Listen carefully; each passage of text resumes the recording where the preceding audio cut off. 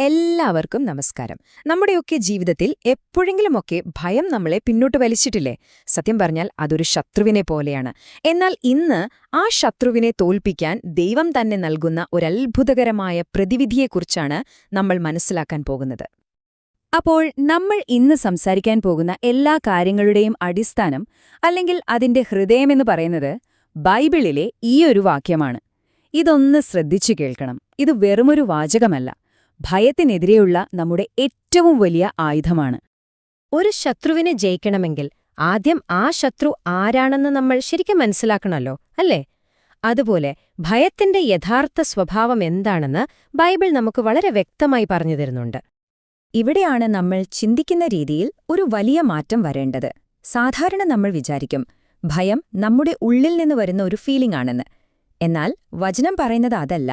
അതൊരു ബാഹ്യശക്തിയാണ്, നമ്മളെ ആക്രമിക്കുന്ന ഒരു ഭയത്തിന്റെ ആത്മാവാണത്. അതുകൊണ്ട് തന്നെ വിജയത്തിലേക്കുള്ള ആദ്യത്തെ സ്റ്റെപ്പ് എന്ന് പറയുന്നത് ഭയം എവിടെ നിന്നാണ് വരുന്നതെന്ന് തിരിച്ചറിയുക എന്നതാണ്. ഒരു കാര്യം ഉറപ്പാണ്, അത് ദൈവത്തിൽ നിന്നല്ല വരുന്നത്. ഈ വ്യത്യാസമൊന്നു നോക്കൂ. ദൈവത്തിൽ നിന്ന് നമുക്ക് കിട്ടുന്നതെന്തൊക്കെയാണ്? ശക്തി, സ്നേഹം, സുബോധം. എന്നാൽ ഭയത്തിന്റെ ആത്മാവെന്താണ് ചെയ്യാൻ ശ്രമിക്കുന്നത്? നേരെ തിരിച്ചാണ്. അത് നമ്മുടെ മനസ്സിനെ തകർക്കാൻ നോക്കും, നമ്മുടെ വിശ്വാസത്തെ ഇല്ലാതാക്കാൻ നോക്കും, നമ്മുടെ ഭാവിയെ ഇരുട്ടിലാക്കാൻ നോക്കും. അതായത് ദൈവത്തിൽ നിന്നുള്ളതും ശത്രുവിൽ നിന്നുള്ളതും ഒരിക്കലും ഒരുമിച്ച് നിൽക്കില്ല. ഇതാണ് ഇതിലെ ഏറ്റവും പ്രധാനപ്പെട്ട കാര്യം.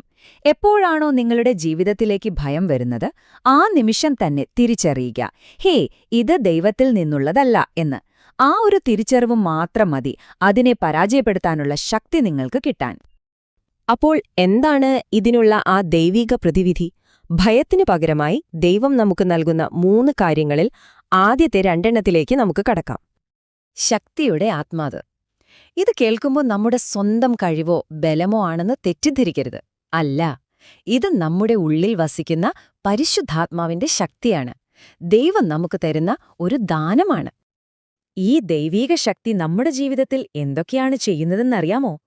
പാപത്തെ ജയിക്കാൻ, ഏതു വലിയ സാഹചര്യത്തെയും ധൈര്യമായി നേരിടാൻ, ജീവിതത്തിലെ കൊടുങ്കാറ്റുകളിൽ പോലും വീഴാതെ ഉറച്ചു നിൽക്കാൻ, നമ്മളെ തളർത്തുന്ന ശത്രുവിന്റെ ശബ്ദങ്ങളെ നിശബ്ദമാക്കാൻ, അതെ, ഭയത്തിന്റെ ആത്മാവിനെ തന്നെ പുറത്താക്കാൻ ഈ ശക്തി നമ്മളെ സഹായിക്കും. ഈയൊരു കാര്യം മനസ്സിലെപ്പോഴും വെക്കുക. ചിലപ്പോൾ നമുക്ക് നമ്മളെപ്പറ്റി ഒരു ബലഹീനതയൊക്കെ തോന്നിയേക്കാം. പക്ഷേ നമ്മുടെ ഉള്ളിലുള്ള ദൈവം ഒട്ടും ബലഹീനനല്ല. ആ ശക്തിയാണ് നമ്മുടേതും. ഇനി രണ്ടാമത്തെ കാര്യം, സ്നേഹത്തിന്റെ ആത്മാവ്. ഭയത്തിന്റെ ഏറ്റവും വലിയ കാരണം എന്താണെന്നോ? ദൈവത്തിനെന്നെ സ്നേഹമുണ്ടോ, എന്നെ കൈവിടുമോ എന്നൊക്കെയുള്ള സംശയങ്ങളാണ്. അതിനുള്ള ഏറ്റവും വലിയ മറുപടിയാണ് ദൈവത്തിന്റെ സ്നേഹം. ബൈബിളിൽ പറയുന്ന പോലെ തികഞ്ഞ സ്നേഹം ഭയത്തെ പുറത്താക്കുന്നു. എത്ര ലളിതവും ശക്തവുമായ വാക്യമാണല്ലേ?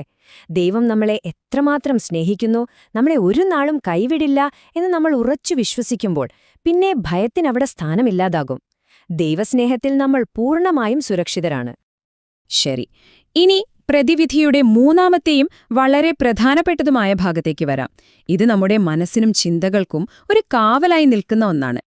ഭയം ആദ്യം ആക്രമിക്കുന്നത് നമ്മുടെ മനസ്സിനെ തന്നെയാണല്ലേ?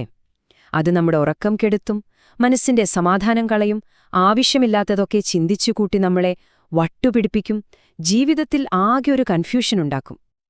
എന്നാൽ ഇതിനു പകരമായി ദൈവം തരുന്നതെന്താണ്? ഒരു സൗണ്ട് മൈൻഡ്, അതായത് സുബോധമുള്ള ഒരു മനസ്സ്. എന്താണത്?